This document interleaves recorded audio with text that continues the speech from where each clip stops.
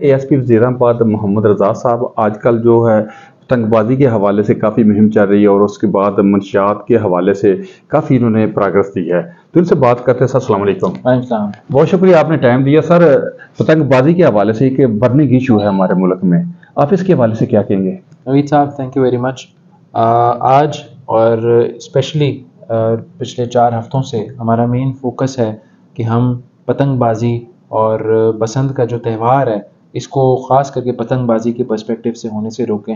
Specially in the backdrop of जो फैसलाबाद में कुछ अर्सा पहले इंसिडेंट हुआ है जिसमें एक नौजवान शख्स की जान चली गई सिर्फ इस वजह से कि शायद कुछ लोग अपने 15 मिनट 20 मिनट आधे घंटे की एंटरटेनमेंट एक्टिविटी के लिए किसी घर से उसका साया छीन लिया, किसी माँ से उसका बेटा छीन लिया, किसी बीवी से उसका शौहर छीन लिया, किसी बच्चे से उसका बाप छीन लिया।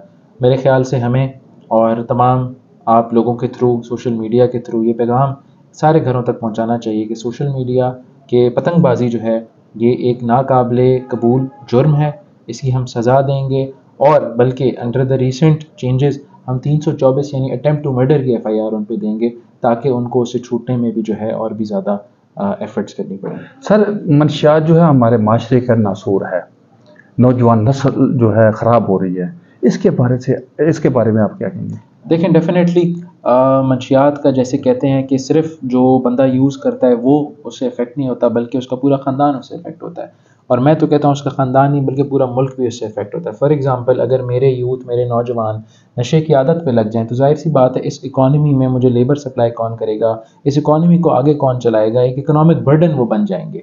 इस उम्र में उनको as an economic asset, as a productive unit use होना चाहिए, लेकिन वो अपने माँ बाप पे, दूसरों पे डिपेंडेंट हो जाएंगे, हमारे मुल्क के सोशल इंफ्रास्ट्रक्चर पे डिपेंडेंट हो जाएंगे।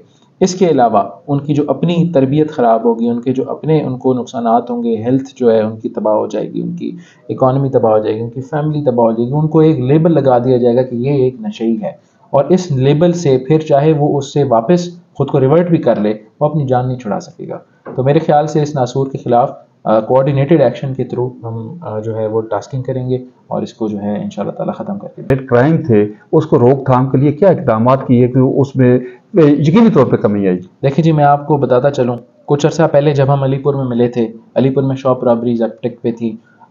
हर दूसरे दिन 2-2 3-3 शॉप रॉबरीज की कॉल आ रही थी। लेकिन चूँकि हमारा एक फोकस बना, हमने वेरियस टैक्टिक्स अप्लाई किए, हमने प्रिवेंटिव टैक्टिक्स अप्लाई किए, हमने वहाँ पे नाके लगाए, हमने डिटेक्शन के टैक्टिक्स अप्लाई किए, हमने उन लोगों को फॉलो किया, उनके खिलाफ हमने मुखबरियाँ लगाई, लोकल सोर्सेज इम्प्लांट किए, उनको पकड़ा, फिर उनको तीसरा हम जब कन्विक्शन पे लेके गए उनको हमने सज़ा दिलाई और रिकवरी करके दिखाई।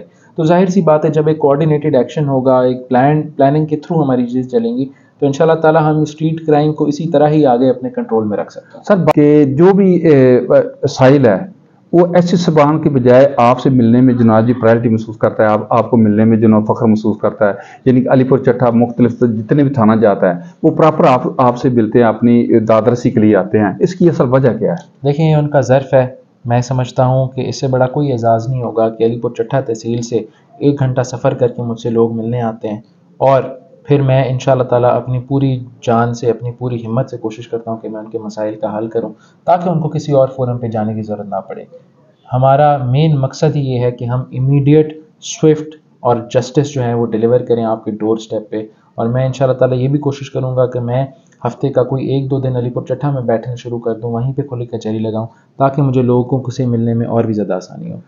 अपने जवानों के लिए पैगाम और इलाके के लिए पैगाम? तमाम लोगों के लिए इस वक्त, इस कॉन्टेक्स्ट के, इस टाइम के हिसाब से सिर्फ एक ही पैगाम है कि हर सूरत पतंगबाजी को रोकें, रोक कर दिखाएं, अपने दोस्तों को रोकें, अपने भाइयों को रोकें, अपने रिश्तेदारों को रोकें, अपने नेबर्स को रोकें और अगर वो नहीं रुकते तो खुदारा 15 पे रिपोर्ट करें ताकि हम उनके ख़िलाफ़ ना सही लेकिन एटलीस्ट जो सप्लाई करते हैं, जो ये मैन्युफैक्चरिंग करते हैं काइट फैंग की, उनके खिलाफ सख्त से सख्त एक्शन ले सकते हैं। सर जो ऑफिसर हैं वो 15 कॉल पे बुरा महसूस करते हैं, लेकिन आप लोगों को अवेयरनेस दे रहे हैं कि आप 15 पे कॉल करें, हमें आगाह करें। मेरे हिसाब से पुलिस चलती ही इंफॉर्मेशन पे, अगर मुझे पता ही नहीं होगा कि कहीं जुर्म हो रहा है तो मैं उसको रोकूंगा कैसे? बहुत शुक्रिया।